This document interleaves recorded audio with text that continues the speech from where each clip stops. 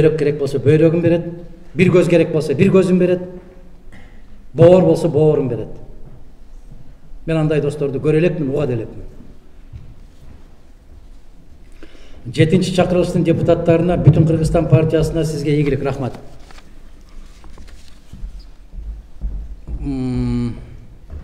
Баткен областындагы 275 метр жерге түзүлгөн протокол ачыкталды, такталды. Кемпирабад суу сактагычынын 5731 гектар жерге түзүлгөн протокол качан ачыкка чыгат? Качан парламентке келгенде чыгат?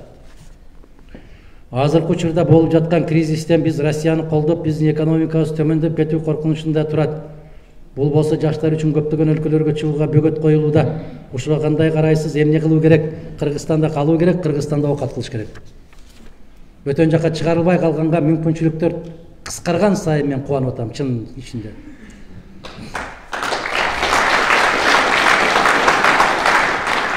Мен ошол сырттагылардын баарын кайткыла деп атам. Кайткыла. Азыр ар кандай кризистен кийин чоң мүмкүнчүлүк жаралат. Кыргызстанда ошондой мүмкүнчүлүк бар азыр. Жер тиштесек дагы азыр өз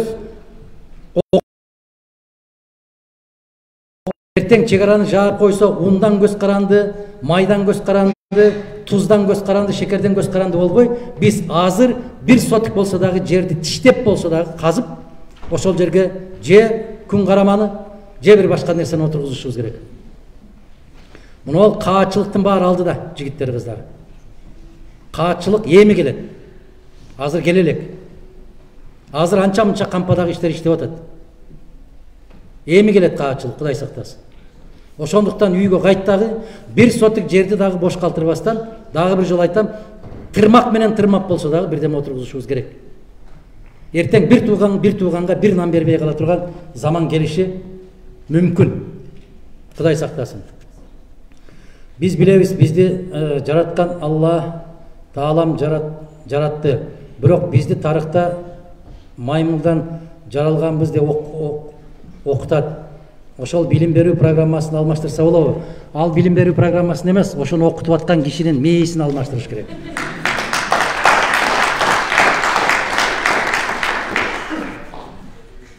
Чарльз Дарвиндин теориясыны Европа Илимдер Академиясы расмий түрдө жокко чыгарды, бүттү. Эгер ошону кыргыз окутуп аткан болсо, анын мээсин алмаштырыш керек, бүттү. Мен сизге кайрылуун себеп төмөндөгүчө, Казакстанда көп жылдан бери эмгектенип жүрөм. Пандемия башталгандан бери таможнядан кыйналып кеттик. Кордай бекети менен Ак жол бекетинин ачып берсеңиздер. Биздин колдон келбейт ал. Колдон келген ишти айталы. Ал биздин карамагыбызда эмес. Кыргызстандан Казакстанга өткөндө кыргыз паспортун өткөзбөйт. Тек гана вид барларды өткөзөт. Вид деген эмне бул? Ушинтип жазылат анда. Жашоого укугу бар гана кишилерди өткөрөт, Кыргыз паспорту менен өтүш үчүн Казакстанда тууган болуш керек экен. Өтпөй эле койгулачы, айланайындар, чын айтайын. Барбай эле койгула. Менин дагы бир агамдын кызы күйөө бала ошол жакта иштеп атат. 2 жыл болду, жаман көрүнүп бүттүм, кайта эле кайт депчи. Мен четке чыгып барып бактылуу болуп келем деген кишини көрө элекмин. Азыр бактылуу болосуңар, жашсыңар азыр. Эртең тамырыңар бул жактан үзүлүп калса, эмнеңер бактылуу болот? Россияда жүрөт, балдары, кыздары бүтүндөй неберелерине чейин болуп калды. Азыр ошол мектептерде окуу, ошол алардын кебетеси болгону менен ички дүйнөсү башка. Биз ансыз да азбыз. Ушул кайгыны сезбей атасыздар. Бул кайгы келетат. Биз жылдан жылга азайып баратабыз. Россияны караңыздар.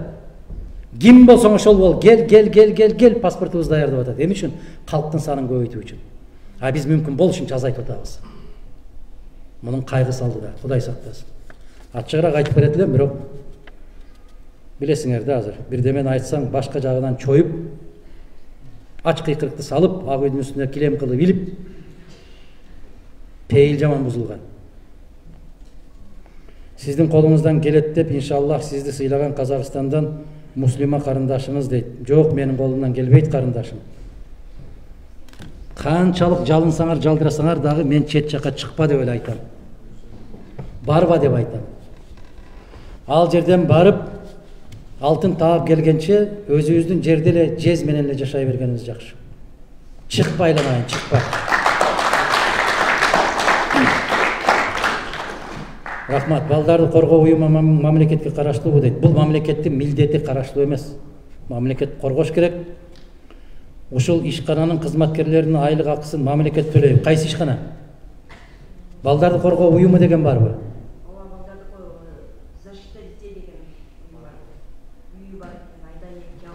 Ал коомдук уюмдар. Мамлекеттики эмгек жана социалдык жактан коргоо деген министрлик бар. Ошол социалдык коргоо министрлиги 100% балдарды коргоого алат. Мамлекеттин кепилдигинде.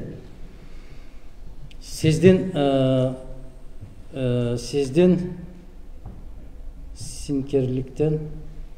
спикерликтен коопсуздук кеңешинин катчысы кызматынан кетүү себептерин ачык уксак деген суроо. Ачыгы бирөө гана бийликке жакпайсың ошол.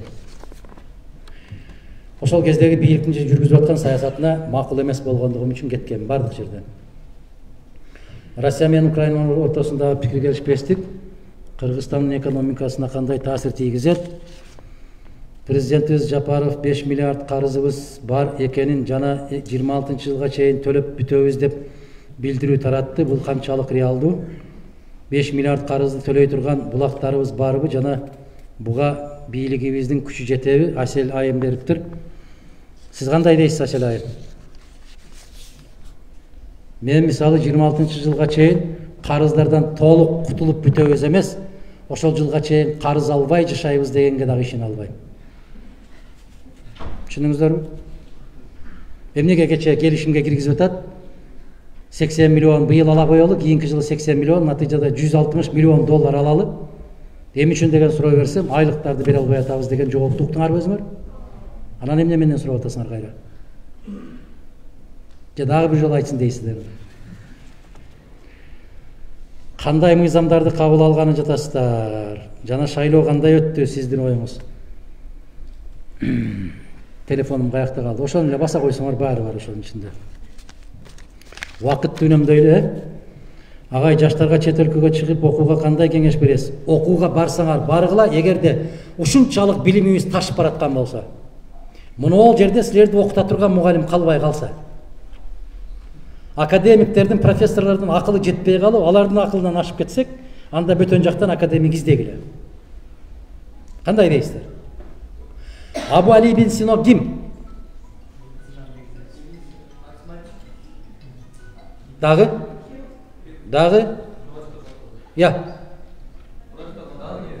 Мына карагыла. Математик дедиңер, философ дедиңер, хирург дедиңер, бардык кесипти. Ушул кайсы университетти бүтүрдү? Билбесе күн чыкпай турганыбыз жакшы. Өзү окуганбы? Сорбоннада окудубу? Же Кембриджде окудубу? Же Жусуп Баласагында бүтүрдүбү? Баракелде. Ал китепканага дагы бекер киргизбеген заманда ошол эптеп-септеп күндүзү жумуш иштеп бирдемелерди таап, анан нан топтоп, торбосунан нанды топтоп алып, анан момундай бир идишке сууну куюп алып, ошол падышанын китепканасына кирип кетип, күндүз ошол жерден окуп, түн кирип калып китепкана жабылаарда кычыктарга бекинип жатып алып, анан эшиги сыртынан жабылгандан кийин шам чыракты, май чыракты күйгүзүп алып, ошол май чырактын жарыгында жатып алып окуган ушул. Ким окутту аны? Мына биз 9 ай окуп атасыздар сиздер азыр мектепте. Биз 3 ай окуйт элек. 3 ай, 6 ай иштейт элек. Билесиздер, 5 сентябрда тамекиге айдап кетет эле. Тамекиде 3 жума 1 ай иштегениңден кийин пактага алып кетет эле. Пактадан декабрда келет элең, план толгондо. Андан кийин элдин баары 11 күн дем алса, биз 3 күн дем алып 4 январдан жумушка чыгат элек. Февральдан баштап Сакманга кетет элек, марттан баштап Парникке чыгат элек. Күнөсканаларга иштейт элек. Мына ошондой болуп иштейт элек. Бирок ушул Фрунзе шаарына келип Бишкекке республикалык олимпиадалардан 1-чи орунду алып кетет элек. Химиясы болобу, тарыхы болобу, адабияты болобу, кайсы сабак болбосун, келип 1-чи орунду алып кеткен жалаң ушул айылдын жигиттери, кыздары, окуучулары биз болот элек. Эң мыкты деген жогорку окуу жайларда, университеттерге ошол кыргыз мектеби, мен кыргыз мектепте окугам. Айылдагы мектепте окугам. Мени азыр жеңет, баары жеңет. Сиз орус мектепте окугансыз дейт. Колум көтөрөм, макул, мен билбей калдым. Жеңет, себеп мени жеңет. Сиз орус мектепте окугансыз дейт. Мени журналистсиз деп жеңет. Мен өзүм кайсы факультетте окуганымды билбей калыптырмын. Алар билет экен. Мен тарых факультетинде окугам. Экинчи билимим укуктануу, юридика. Ошол кыргыз мектепте, айылда кыргыз мектепти бүтүрүп, орус тилин ушул деңгээлде, ушул даражага чейин өздөштүрүп алыш адамдын өзүнөн. Окуп аткан жериң тек гана багыт берет сизге. Ал калганы окуган өзүңөрдөн. Жусуп Баласагынды бүтүрүп, же мына биздин эле гуманитардык университетти бүтүрөсүздөрбү? Же биздин техникалык университетти бүтүрөсүздөрбү? Эмнени бүтүрсөңүздөр бүтүргүлө. Керек болсо Оксфорд, Кембриджден кыйын болуп чыгыш өзүңөрдөн. Ошого адамда ичинен ушундай каалоо керек. Бизди орус тилинде жумасына 2 жолу орус тил сабагы, 2 жолу орус адабият сабагы кирет эле. Россияга барып дагы биз кээ бир орустарга караганда орусчаны тазараак сүйлөйбүз. Так сүйлөйбүз. Адабий тилде сүйлөйбүз. Эмне үчүн? Себеби окуганбыз. Бизди окуткан. Биз окуганбыз. Чет жака чыгып окуунун эң себеби эле жигиттер, кыздар. Эгер каалоо болсо, муктаждык болсо, ушул жерден билимди толук кандырып алганга мүмкүнчүлүгүңүздөр бар. Азыр сиздерде керемет басасыңар интернеттен. Керекпи Массачусетстин программасын алып алсаңар болот. Америкадагы эң жогорку окуу жайлардын мыкты деген 5-өөнүн ичине Массачусетс технологиялык институту кирет, туурабы, университет. Бостонда. Алгыла программасын, эч ким тыюу салбайт. Сорбоннаныкын, Оксфордтукун алып, Кембридждикин алып көргүлө. Окугула, эч ким тыюу салбайт. Ибн Синага окшоп шам чыракты жагып алып эмес, чыракты жагып алып эле отуруп окугула. Креслого жатып алып. Адамдын өзүнөн. Саясаттагы эң чоң жаңылыштыгыңыз дейт. Саясатта канчалык ийгиликке жетишсең, ошончолук жаңыласың. Жаңылбай туруп ийгиликке жете албайсың. Бирөөгө ашыкча ишенип коесуң. Бирөөгө сүйөнүп коесуң, карасаң жаныңда эч ким жок болуп калат. Жалгыз каласың. Көпчүлүк учурда ушундай болосуң. Адамга ишенесиң. Көп жаңыласың. Ишеним өзү негизги. Бүтүндөй жаңылыштыктын баардыгынын башаты ишенимден башталат. Туура эмес ишеним пайда болгон жерде. Бакиев кандай президент болгон дейт. Аны тарых берет. Кандай болгонун тарых өзү көрсөтөт. Биринчисинен баштап азыркысына чейинкисинин бардыгына тарых берет баасын. Ошгунун студенттери дейт. Ошгудан да барсыңарбы? Ошмуда, Саясатка канча жаштан киришип баштагансыз дейт. Сизге таасир берген китеп дейт. Саясатка мектептен баштап киришкенмин. Класском болгондон баштап киришесиң да. Эмне үчүн 30 киши окуп атса, эч ким айтпайт дагы, а сен гана класском болгуң келет. Анан учком болгуң келет. Классыңдан биринчи болуп жулунуп барып, комсомолго өтүп аласың. Классташтарыңдан биринчи болуп жулунуп барып, коммунист партияга өтүп аласың. Саясат ошентип башталат. Мен 7-8 класстагы дептерлеримди карасам, толбой калган жерлерин 4-чү чейрек бүткөндөн кийин дептерлердин бүтүндөй аркасы Мадумаров АК тире первый секретарь ЦК Компартии Киргизии деп эле толтура бериптирмин мен ошону. Мен Усубалиевдин ордуна барам дейт элем, мен Усубалиевдин ордунда болом дейт элем. Ошондо мүмкүн саясатка киришкен баштапты кадамым болсо керек. Таасир берген китептер өтө көп. Азыр бир китеп окусам, ошонун таасири өтө күчтүүрөөк болот кечээки окуганга караганда. Эртең башка китеп окусам, анын таасири бүгүнкү окуп атканыма караганда күчтүү болот. Ошондой да. Түбөлүктүү таасир бере турган китептердин энесини, китептердин атасыны, чоң атасыны айттым кайсы китеп экенин. Аны ар окуган сайын жаңы жаңылыштар ачыла берет. Мен 10 жолудан ашык окусам, азыр кайра 11-12 жолу окуп атсам, кайра эле биринчи жолу окуп атканда ачылыш ачыла берет. Адахан Кесенбаевич, бүгүнкү бийлик оппозиционерин кылган иш аракеттерди кандай баалайсыз? Оппозиционерлеринин ким оппозиция деп кимди билесиз? Айтыңызчы. Бегатан дейби? Бегатон дейби? Абас Бегатан. Абас Бегатан? Сизби? Суроону кайда айтсаңыз? Бүгүнкү оппозиционерлерге болуп аткан иш аракеттер боюнча, мисалы ушул эле чындыкты желдеп айткан журналисттер же болбосо сиз сыяктуу оппозиционерлер. Ошондой деп. Анда так жазыш керек. Мен муну күнөөсүз кыйылган репрессия деп бааладым дейт. Жакшы баалапсыз. Ошондо экөөбүздүн баабыз бир. Себеп чындыкты айтып коюш кыйын болуп атпайбы азыр? Чындыкты айтып койсоң эле сен душмансың. Бирок душман болуп калат экенмин деп коркпош керек. Себеп жараткандын алдына жалгыз өзүң барасың. Жараткандын алдына жалгыз баргандан кийин эмне деген суроо болуп атат? Арамдыкты көрүп турсаң, колуң менен токтот деп атат. Колуңдан келбесе тилиң менен токтот деп атат. Тилиңден да келбесе ошол жерди жек көрүп, жүрөгүңдөн жек көрүп тур деп атат. Бул тапшырма. Ошон үчүн бирөөгө жагабы жакпайбы, туура эмес сөздөр болуп аткан болсо, биз айтып келгенбиз, айтып атабыз, айта беребиз. Акыркы демибиз чыкканча айтабыз. Мен өткөндө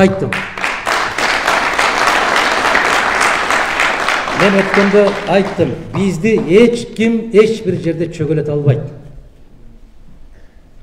Биздин бир гана учурда тизебиз жерге тийип чөгөлөйбүз. Саждага барганда. Бүттү башка жерде тизебиз жерге тийбейт. Не кылса ошол кылсын, тийбейт. Себеп бардык нерсе жараткандын буйругу менен боло турган нерсе. Башыңа кыйынчылык түшүп калса, ыйлаба, сыздаба, бирөөгө барып жалдыраба. Сен ойлоба, сенин тагдырыңды бийлик же жетекчиң чечип коет экен, сенин тагдырыңды эч ким чече албайт. Эгер сен өзүң каалабасаң. Сенин тагдырың чечилген. Сенин маңдайыңа жазылган. Качан жараласың, кимден жараласың, качан, кай жерде, кандай ажал менен кайтыш болосуң, анын баары жазылган. Титресең да өлөсүң бул дүйнөдө. Калтырасаң да өлөсүң.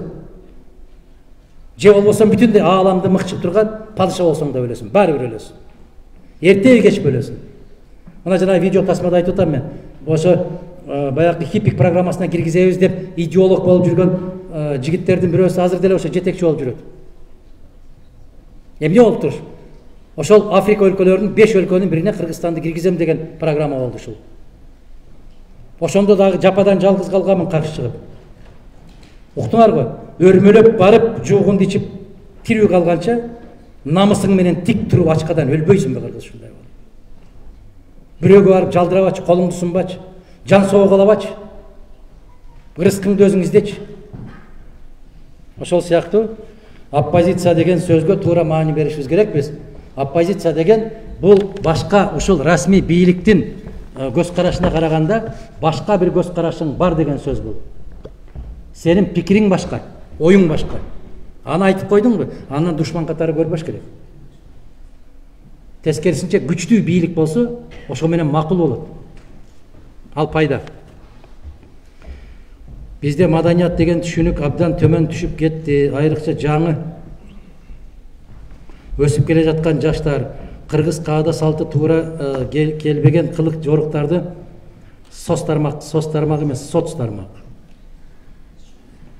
Байма-бай жайылтып жатат дейт. Эми ошону жайылтып атса, ошону карабай койгула да.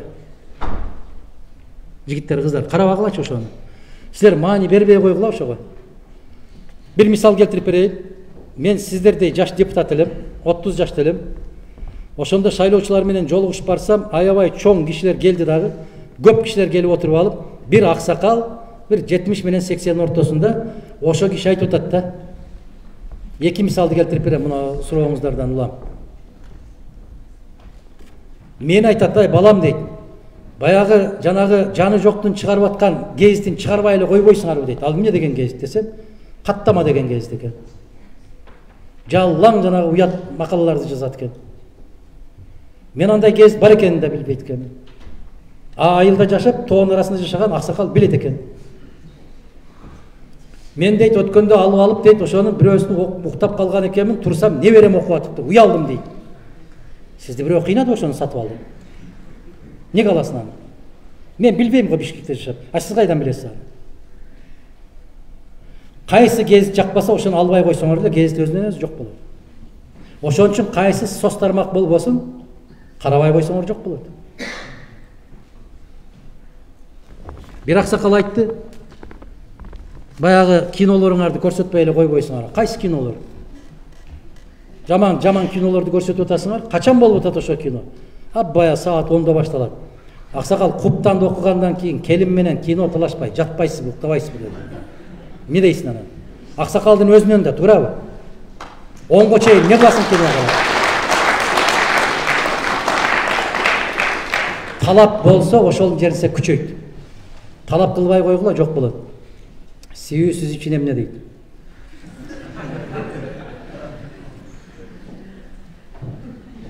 Жүрөгүңүздүн ээси барбы? Жок болсо жүрөгүңүзгө киргизгенге даярсызбы? Үй бүлөнү кантип түзүш керек, жана эмнеге басым жасаш керек? Жазаш керек эмес, жасаш керек.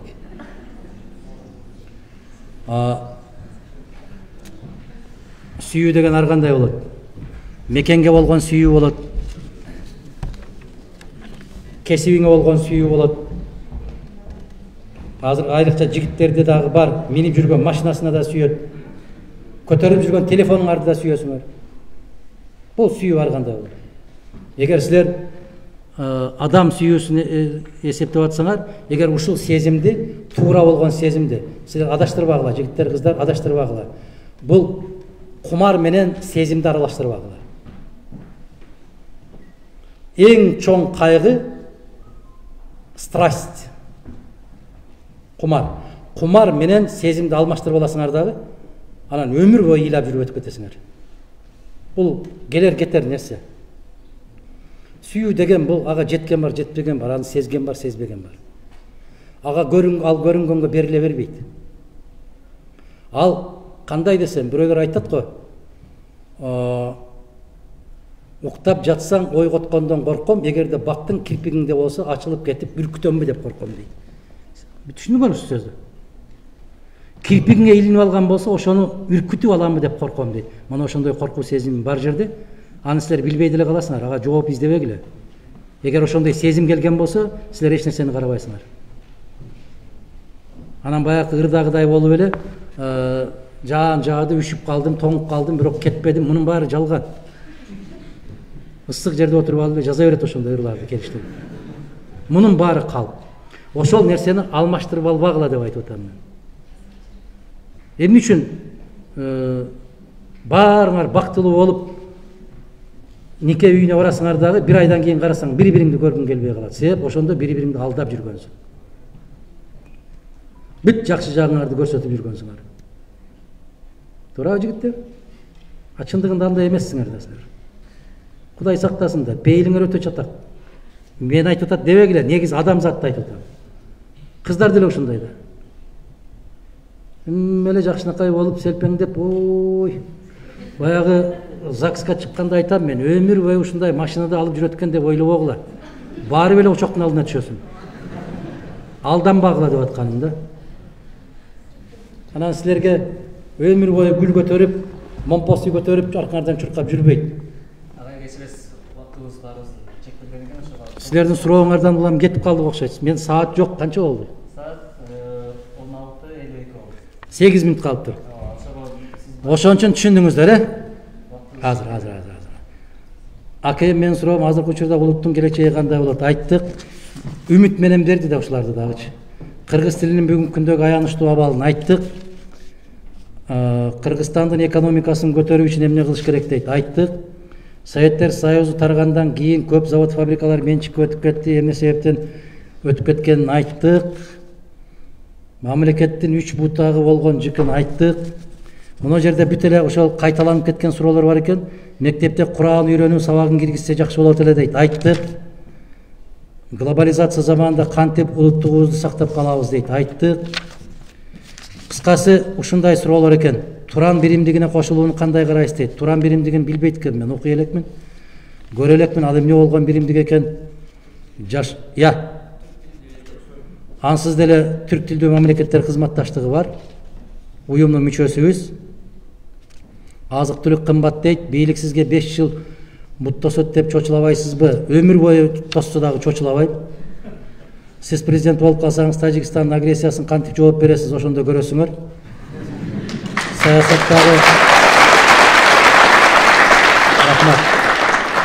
Саясаттагы туруктуулугуңузду сыйлаймын. Азыркы Кыргызстандын экономикасын көтөрүш үчүн кандай жолдор бар дейт.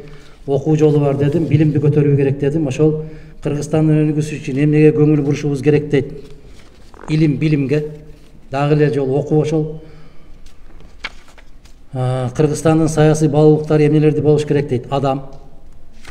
Эң чоң байлыгы Кыргызстандын байлыгы адам, сиз, биз. Анын көмүр эмес, темир эмес, кумтөр эмес, жер үй эмес.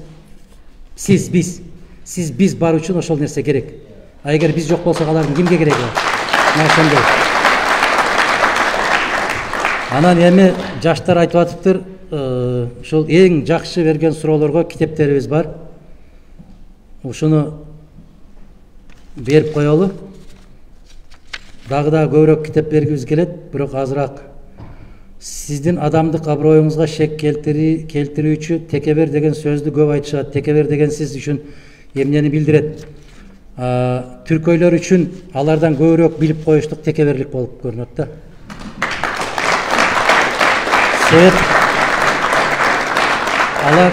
Алар билбеген нерсесин айтып койсоң эле бизди окутуп атат деп чыгат. Анан алар туура эмес мамиле жасап койгон болсо, сен туура мамиле кылып койсоң текебер болуп калыптыр дейт. Ийилгенге ийилгин дейт.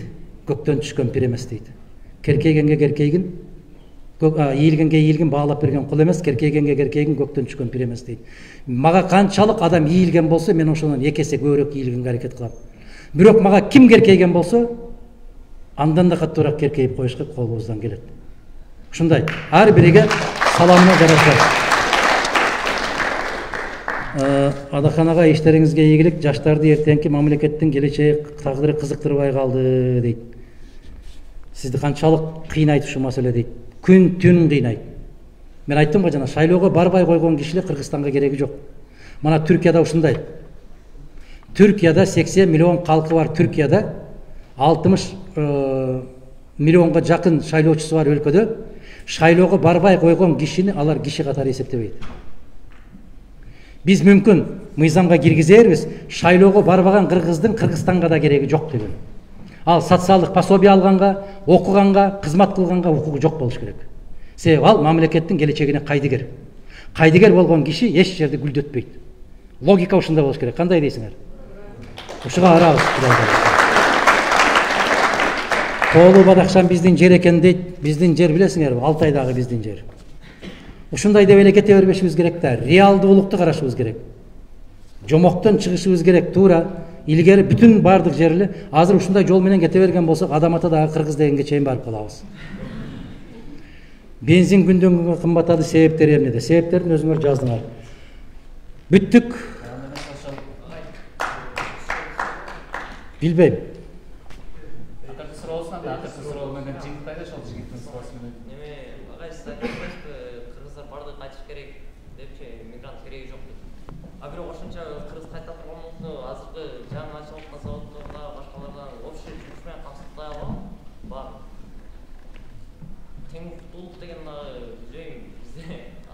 Тең укуктуу дегенди кандай түшүнөбүз?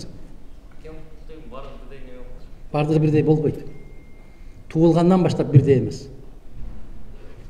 Бирөө жеке менчик төрөтканада туулду. Жалгыз жатып энеси.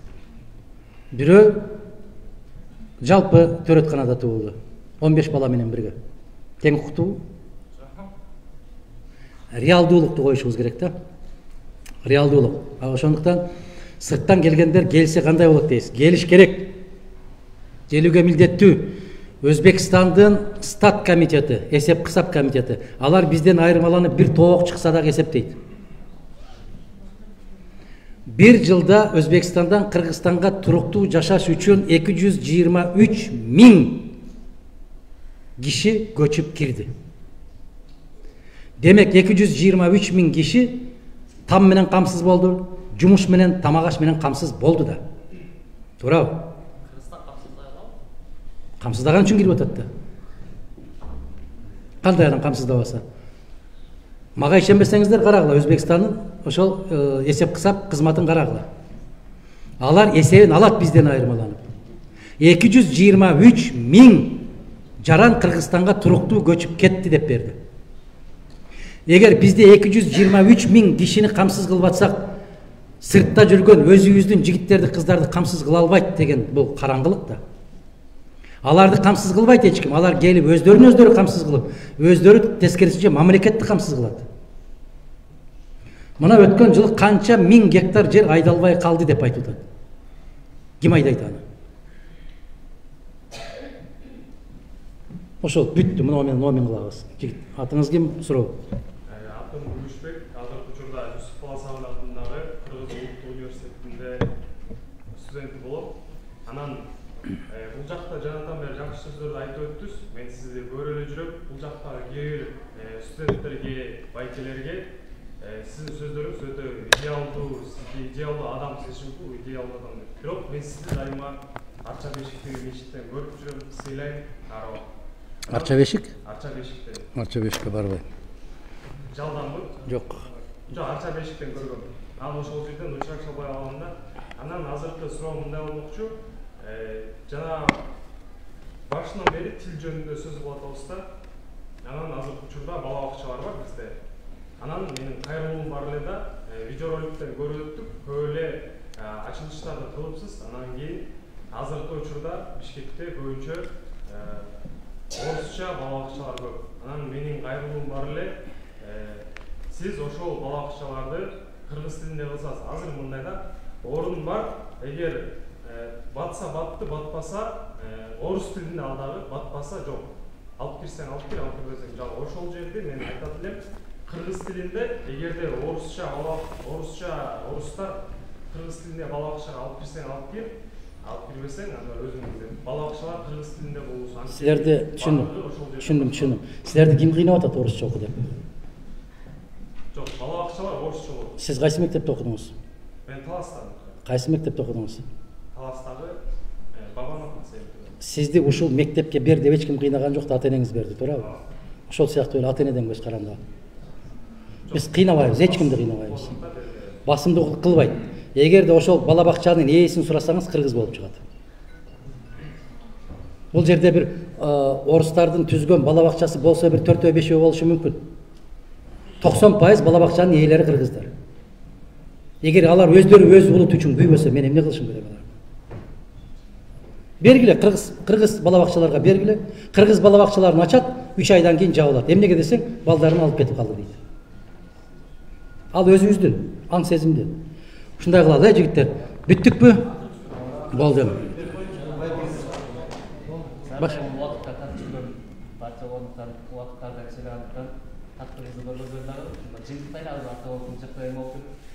Дискуссия болуп кетмекчи, ошол жыйынтыктайлы. Андан эмес Адырхан Кемсенбаевич, сизге берген өзгөчө суроолорду ошол жерден тандап алып, ошол берген суроонун ээлерине элеге карасак.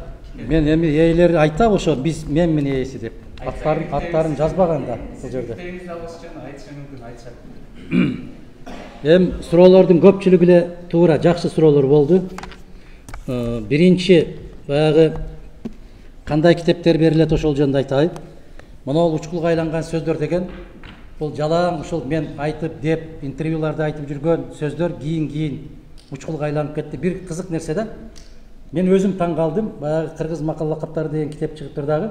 Ошолорду карап отурсам, мен өзүм 7-класста өзүм жазган сөз макал болуп калыптыр ошонун ичинде.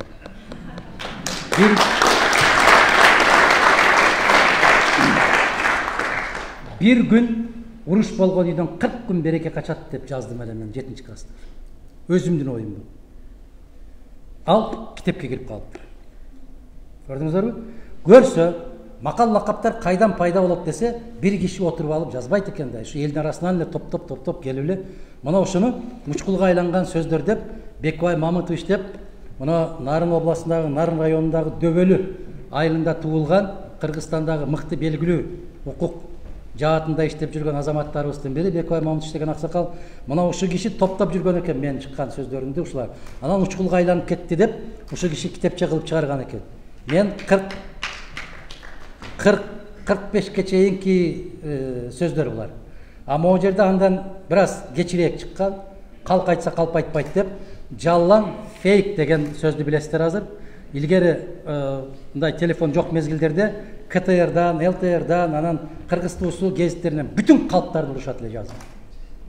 Мына ошолордун бүтүндөй калк эмне деген, алар кандай жазган, ошонун айырмасы. Экөө тең укмуштуудай болгон, түшүнгөн, ишенген, кызыккан кишиге мыкты китеп.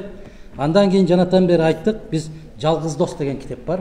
Момундай интернет эмне версиясы да бар. Ким кызыккан болсо окуса болот. Бул мына ошол чачта бир тал кара ак чач жок. Абсамат Масалиевич менен биздин өткөргөн күндөрүбүздүн, чогуу өткөргөн күндөрүбүздөн гана бир эскермелер ушул жерде. Муну Айданбек Ахматов деген Азаттык радиосунда көп жылдар иштеген жигит жазган бир эскермелер гана. Болгондо да бул кишиге кийинки жылы 90 жылдык болот. Ошондо чыккан китеп. Ушунун баягы эң мыкты таасир калтырган китеп сиз үчүн кайсы китеп деген суроону ким берди ошо кишиге? Мына ушкулга айланган сөздөрдү берейин бирөөсүн. Ошо бул жактан биз кол көтөрөлүп келиңиз. Сиз баша эң кызык китеп кайсы деген? Келиңиз.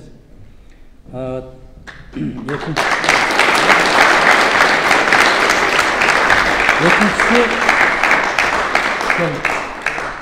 атыңыз ким? Гүлзина, бактылуу болуңуз, ийгилик болсун, карап коюңуз. Экинчиси достук жөнүндө суроону ким берди? Сизби келиңиз.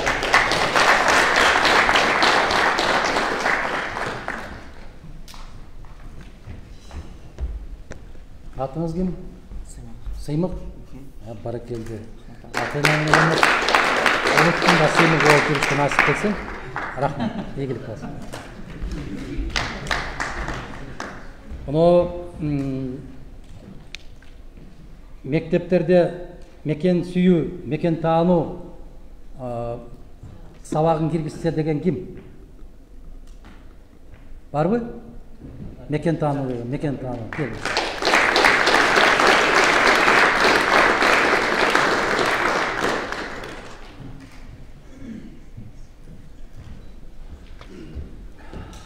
Атыңыз кім? Данияр, алейкум ассалам. Бактылуулук, жакшылык болсун. Сүйүү жөнүндө ким берди? Жүрөгүңүз бошпу деген ким? Ким берди муну?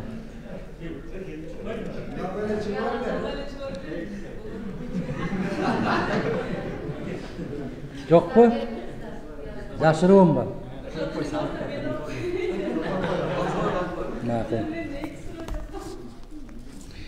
Муну чегара боюнча ким берди маселени? Качан чечилет деген. Келиңиз.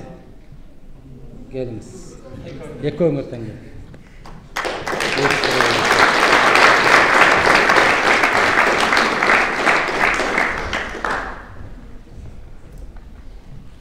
Келди. Атыңыз ким? Нургазы. Жакшылык болсун, ийгилик болсун. Бегатан. Бегатан. Ал эмне деген келди? Бегатан деген бул мага чейинки Бегатан деген бир жакшы инсан болгон экен, ошол айылдын адамдарына жардам берген адам болгон экен, ошондой адам болсун деп чоңойтам атымды Бегатан койгон. Ошондой болуп атабылдырбы? Буюрса баштадык.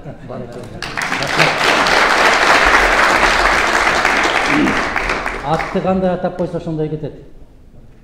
Ат. Адам балдар аябай ыраазы болот экен. Балдар, жигиттер, кыздар силерге дагы да келечектеги ата энелерсиңер, күмүшсырга жакшы ат коюшка ата эне милдеттүү экен. Мына ошол жанагындай болуп, жана Космосбек, Телманбек, Марселбек дегендерди коюп, жакшы ниет менен жакшы аттарды коюш керек экен. Ошол ат сөзсүз түрдө балага, наристеге кандайдыр бир кыйыр таасирин тийгизет экен. Бизде мусулмандарда айтат го, Мухаммадты кошуп койгон атка ошол Мухаммад саллаллаху алейхи ва салламдын урматы менен ошол аттын ээсине тозоктун оту харам болот деген жакшы сөз бар. Ошол жактарына аябай карашыбыз керек экен. Соңку кездерде ушундай болуп келатат. Кудай куттуу кылсын. Ошол жөрөлгөлөрүбүздү нукра өзүбүздүн ата бабаларыбыздын атына кайтып келатабыз. Жакшы ниет менен койгон экен, Бек атам деген жакшы кишидей болуп жүрсүн деп ошого тилектеш бололу. Анда жанагы илимди, билимди кандай алуу керек деп ким берди суроону? Келиңиз.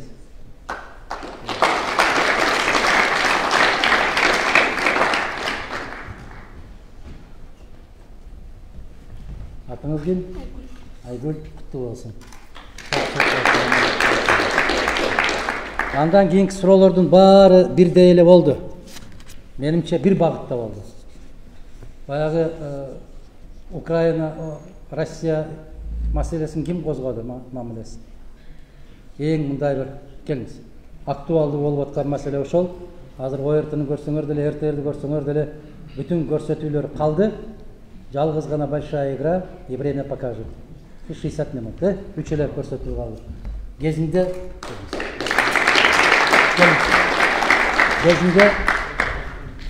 ким атыңыз? Бегали? Ийгилик болсун, жакшылык амандык болсун. Калган 2 китеп калды.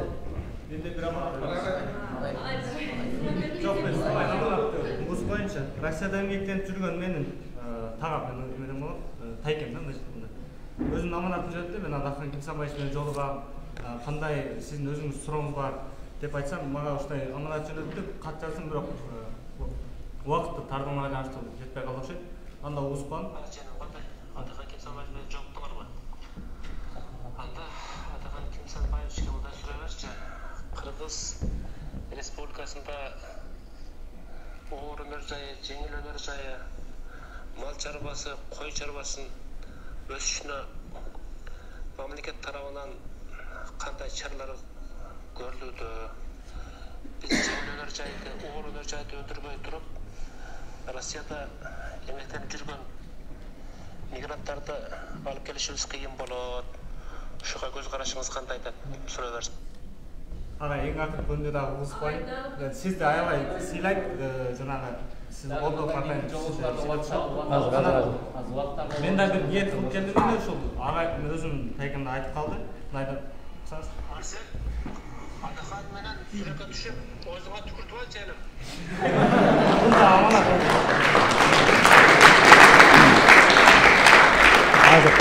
Азыр мына ушул суроо берип аткан кишиге мындай деп айтат элем да.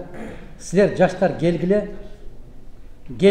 ушул тепсек темир үзө турган мезгилибизде келгиле ошондо оор өнөр жай болобу, жеңил өнөр жай болобу. Аргасыздан биз өзүбүз көтөрөбүз өзүбүз.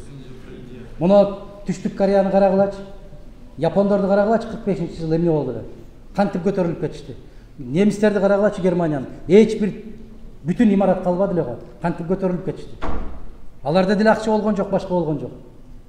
Бир кесе тамак үчүн деле иштешип, мамлекетти көтөрүштү, өлкөнү көтөрүштү.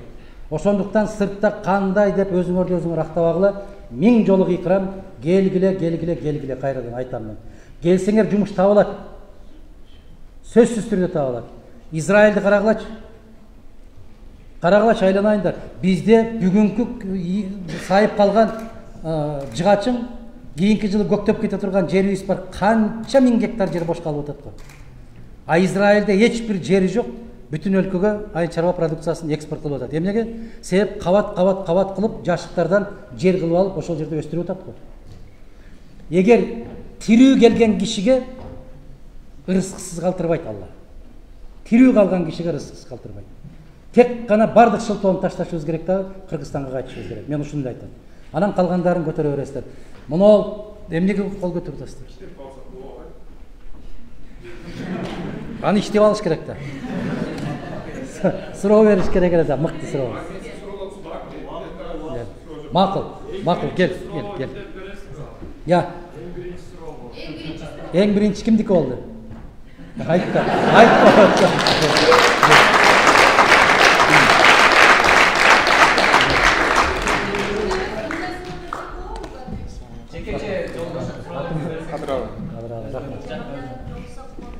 Я.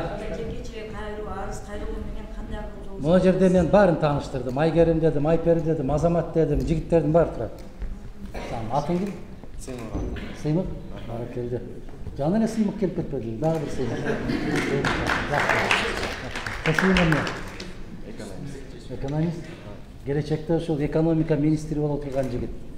Кейін Моз китеп қалды кийинкиге. Анда жигиттер, кыздар, баарыңарга терең ыраазычылык билдирем. Кайдыгер болбой, бүгүнкү ушундай демалышты ушундай өткөргөнүңөр үчүн Кудай баарыбыздын тилегибизди кабыл кылсын. Келечекте жалаң жакшылыктардын үстүндө жакшы кабарлар менен, ийгиликтер менен жолугушуп турганды насип кылсын. Эгерде сиздерде ушундай жолугушууга муктаждыктар болгон болсо, кийин дагы жолугушууга даярбыз. Өзүңүздөр айтасыздар мага. Сүйлөштүкпү? Рахмат. Жалпы сурат кылып койсок баарыбыз. Биргеликте жалпы сурат. Ким айтты жана Амамат? Кел. Жалпы сурат. Жалпыга кайдан, сыртка чыгыппы? Камера турат го. Ошол жака турсак батабыз да. Макул, тургуларында биринчи барам мен. Мен муну токуга. Муну тапкызам.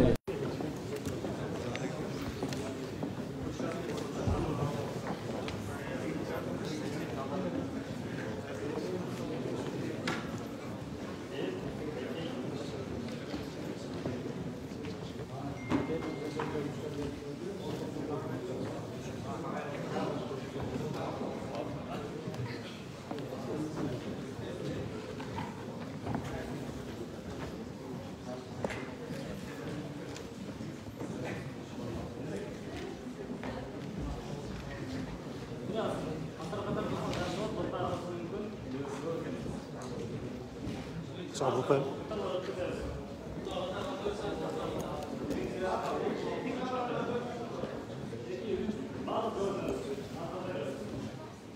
Жетишесинде спичкаң бар? 5 спичка аласың. Бай.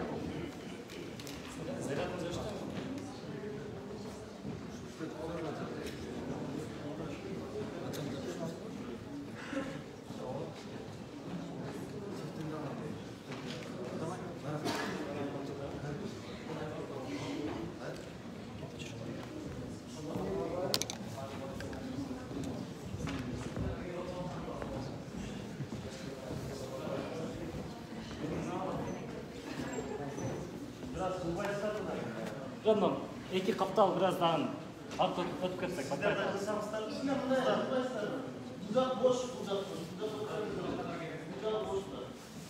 Бул тартып. 1, 2, 3. Сөзсүз. 1, 2, 3.